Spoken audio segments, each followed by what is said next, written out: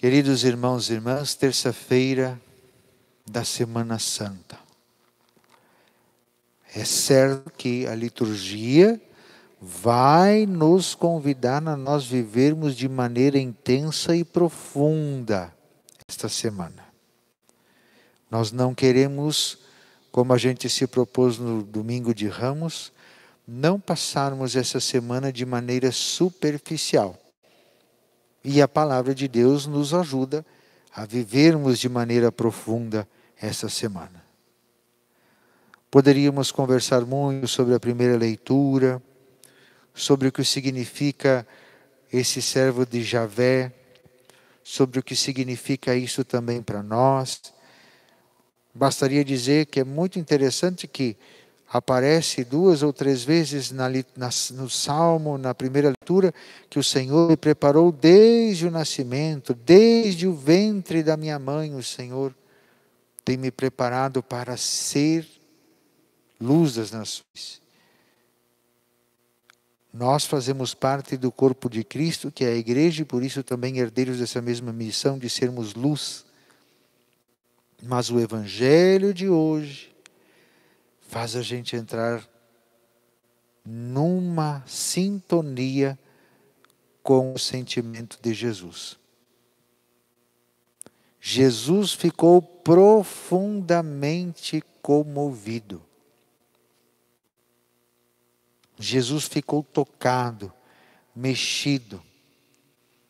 Sabe quando a pessoa fica realmente abalada por aquilo que ela percebe, por aquilo que ela enxerga, por aquilo que ela vai dizer? É o que Jesus sentiu. E Jesus diz: um de vós me entregará. Gente, isso aqui é a quinta-feira santa. Imaginemos Jesus com os discípulos à mesa. Imagina num almoço ou numa janta. Nossa, vamos contextualizar para nós. Os amigos reunidos, conversando, partilhando, alegres. E de repente, vamos pegar a figura importante para nós, o pai, a mãe, que nos acolhe. Lá pelas tantas diz assim: um de vocês vai me trair.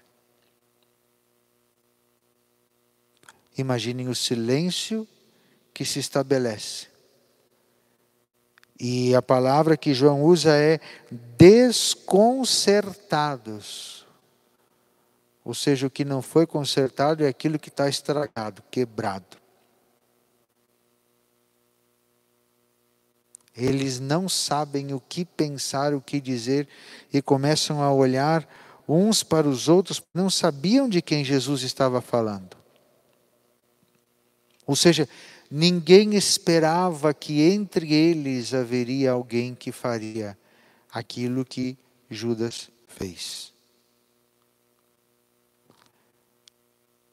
É interessante que num outro evangelho aparece assim, que eles começaram a perguntar, né? Acaso serei eu? Acaso serei eu? Acaso serei eu? E a gente precisa lembrar que no nome Judas, nós precisamos também colocar o nosso próprio nome. Porque a gente sempre coloca de escanteio, parece que o outro é o traidor, que o outro é aquele que entrega Jesus. Mas nós precisamos avaliar a partir da nossa perspectiva, a partir da nossa posição em relação a Jesus. Eu posso ser o Judas. Eu posso ser aquele que entrega Jesus à morte. Eu posso ser aquele que rouba da bolsa da onde é colocada a oferta da comunidade. Eu posso ser aquele que de repente levanta a bandeira dos pobres, mas na verdade eu tenho interesses pessoais. Então, Judas pode ser qualquer um de nós. inclusive o Padre Alexandre. Não podemos fugir disso. Precisamos avaliar-nos e fazermos o exame de consciência diante dessa realidade.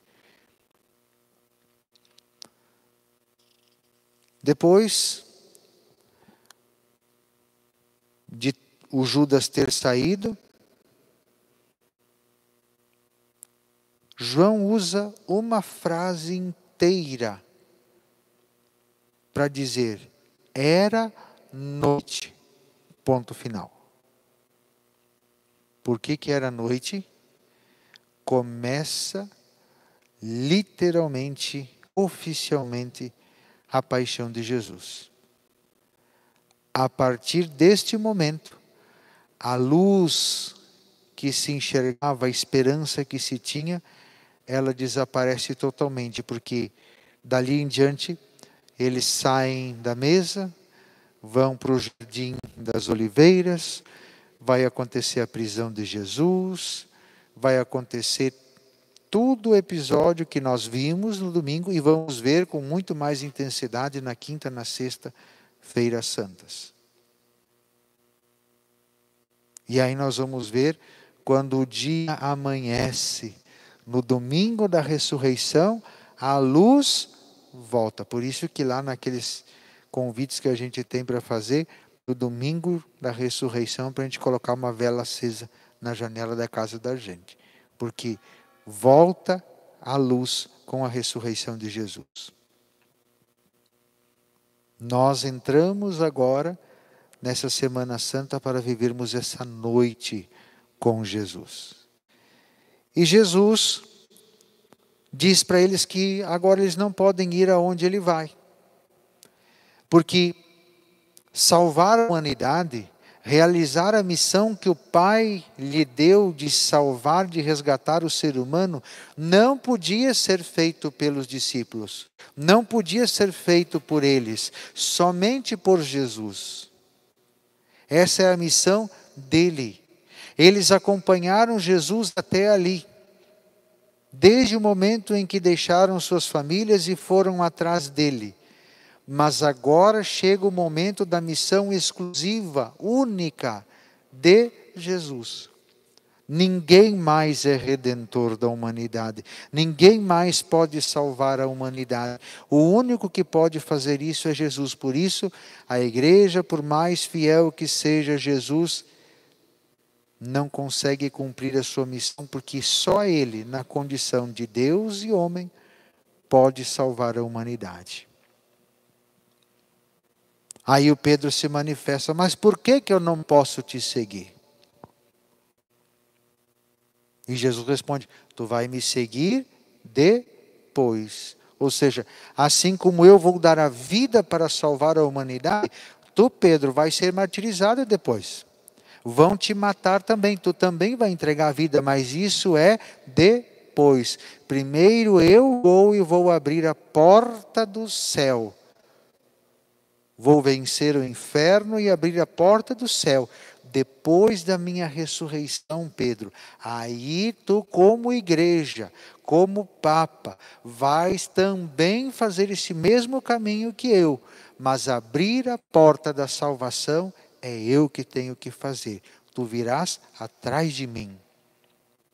E nós também vamos atrás de Jesus, passando pela porta da salvação que só Ele podia e só Ele mesmo abriu para nós. E aí o Pedro diz assim: mas por que eu não posso te seguir agora? Eu daria minha vida por ti. Ah, tu daria tua vida por mim? Não vai amanhecer e tu já vai ter me negado 3 vezes. E meus irmãos e minhas irmãs, vamos ser sinceros com a gente mesmo. Nós somos muito Pedro, né?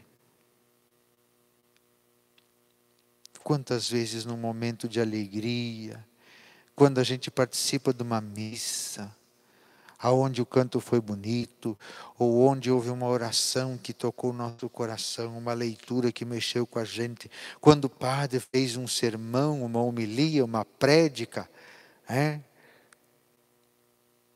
A prática, como diziam alguns, bonita, mexe com a gente e a gente vai para casa tocado, mexido, participa de um momento de oração, de um retiro. E a gente vai, eu vou seguir Jesus aonde quer que Ele vá. E a gente canta músicas bonitas, eu te seguirei, eu irei aonde fores, Senhor. E a gente canta e fica feliz. E quando a gente menos espera, a gente está negando Jesus. Quando a gente menos espera, não é por mal, mas é a nossa condição de Pedro. Nós queremos seguir Jesus, a gente se dispõe a seguir Jesus. Mas infelizmente, nós acabamos pela nossa fraqueza, pelo nosso pecado nos afastando. Vocês vão notar, Pedro, lá no Jardim das Oliveiras, quando Jesus estava do lado dele, o que o Pedro fez quando os soldados vieram prender Jesus? Pegou da espada e cortou a orelha de um soldado? Ele era o valente para defender o Senhor dele. Quando Jesus foi afastado de Pedro, quando Jesus estava lá dentro do pretório, lá dentro do sinédrio, aliás, não no pretório, no sinédrio, Jesus estava lá e Pedro na rua. Pedro negou Jesus para uma escrava.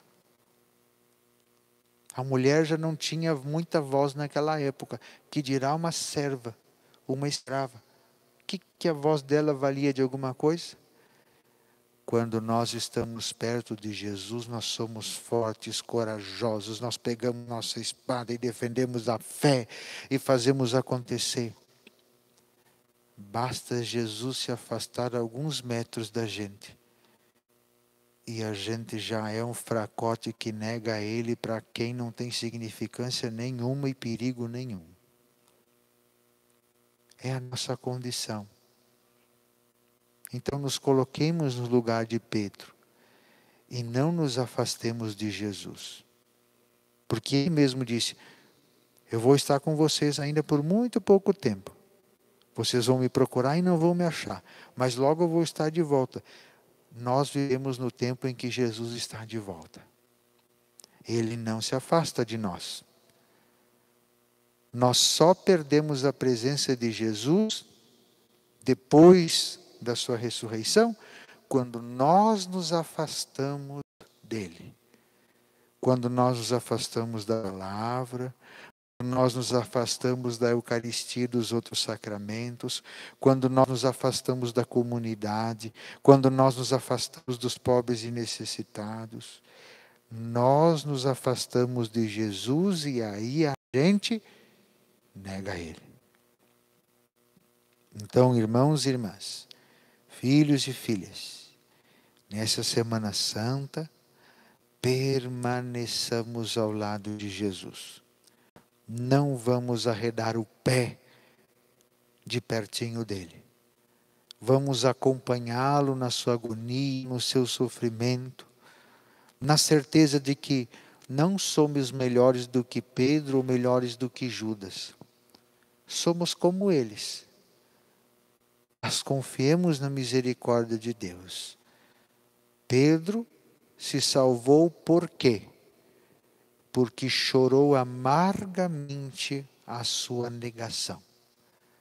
Chorou amargamente os seus pecados. Judas não acreditou na misericórdia de Deus. Judas achou que ele não tinha mais salvação.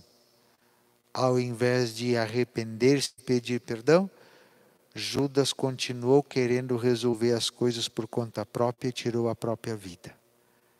Não sabemos qual é o destino dele. Mas Pedro, nós sabemos quem é. Pedro é São Pedro, primeiro Papa da Igreja. Aquele que testemunhou até o fim a sua fé em Jesus e que realmente seguiu Jesus e viveu o mesmo caminho de Jesus depois do Mestre. Passou pela morte, ressuscitou e hoje intercede por nós do céu. Caminhemos como Pedro, arrependamo-nos como Pedro e testemunhemos nossa fé como Pedro. Louvado seja nosso Senhor Jesus Cristo.